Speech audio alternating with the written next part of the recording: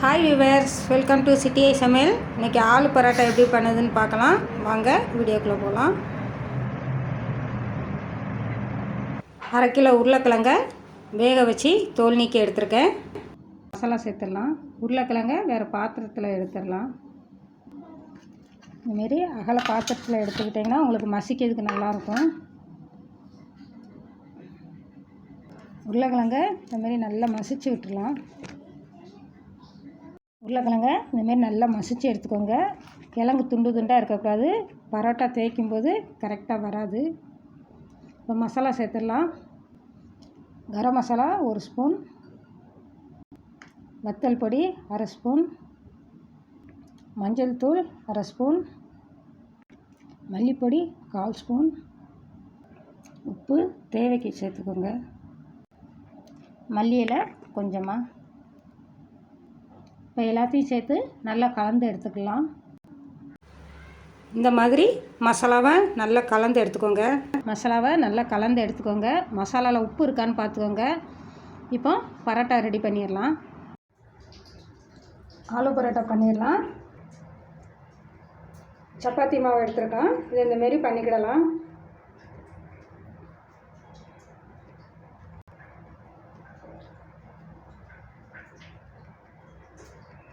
இந்தமாரி நல்லா பண்ணிக்கோங்க. பண்ணிவிட்டு இதில் மசாலா வச்சிடலாம். மசாலா நிறைய வச்சுக்கோங்க. அப்போ தான் பரோட்டா நல்லா டேஸ்ட்டாக வரும்.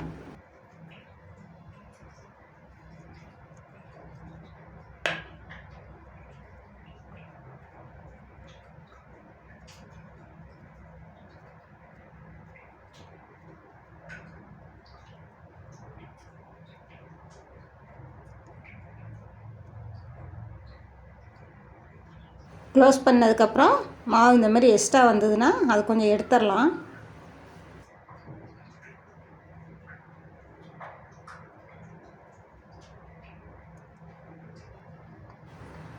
இந்த மாதிரி ஒன்று போல் பண்ணிக்கோங்க. இப்போ அதை திரட்டி எடுத்துடலாம்.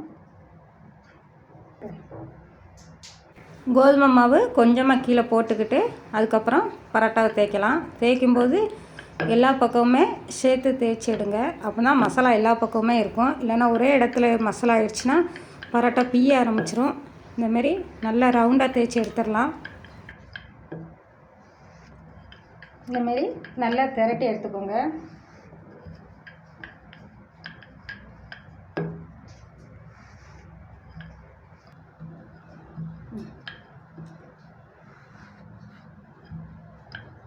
இப்போ தோசைக்கல்லில் போட்டு எடுத்துடலாம். கல் சூடாயிடுச்சு. இப்போ ஆலு பரோட்டாவை போட்டு எடுத்துடலாம்.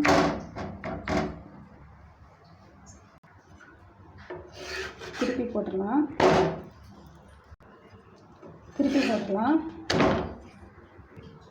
கொஞ்சமாக பட்ரு சேர்த்துக்கோங்க. 2 பக்கமே லைட்டாக பட்ரு தேய்ச்சி விட்டுடலாம். இந்த மாதிரி மேலே நல்லா தேய்ச்சி விட்டுடலாம். இப்போ மீடியமாக வச்சுக்கோங்க. ஆலு பரோட்டா ரெடி ஆயிடுச்சு. இப்போ எடுத்துடலாம். இன்னொன்று ரெடி பண்ணுறேன். சப்பாத்தி மாவு எடுத்து நல்லா இந்தமாரி பண்ணிவிட்டு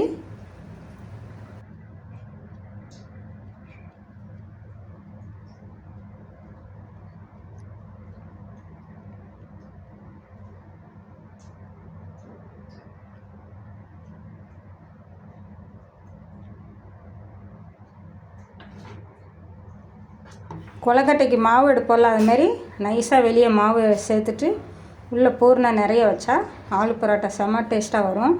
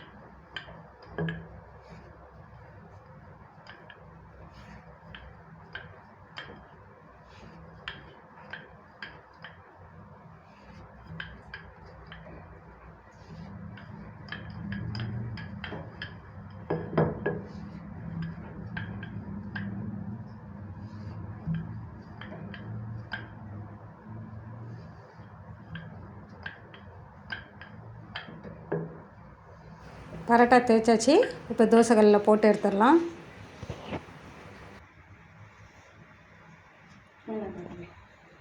திருப்பி போட்டுடலாம். 2 பக்கமும் திருப்பி போட்டு எடுத்தாச்சு. கொஞ்சமாக பட்டர் சேர்த்துடலாம். ஆலு பரோட்டா ரெடி ஆயிடுச்சு, எடுத்துடலாம்.